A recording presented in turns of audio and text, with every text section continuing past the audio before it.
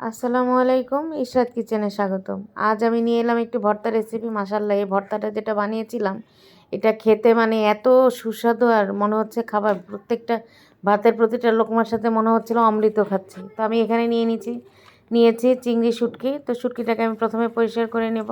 তো ঠান্ডা পানিতে আমি প্রায় আধা ঘন্টা 1 ঘন্টার মতো ভিজিয়ে রেখেছিলাম। তারপরে এই যে দেখেন পরিষ্কার করে নিয়েছি।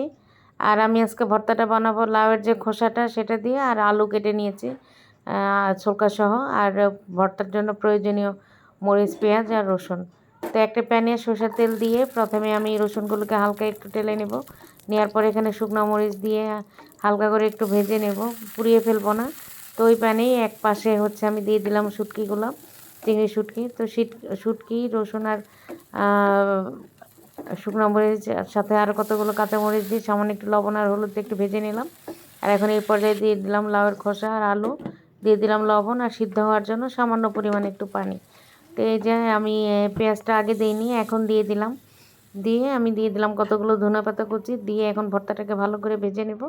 ভালো করে একটু যেন পানি না থাকে ভেজে নিয়ে আমি এখন ব্লেন্ডারে ব্লেন্ড করে নেব। তো এই যে দেখেন আমার ভর্তা কিন্তু এই যে খুবই আঠালো হয়েছে।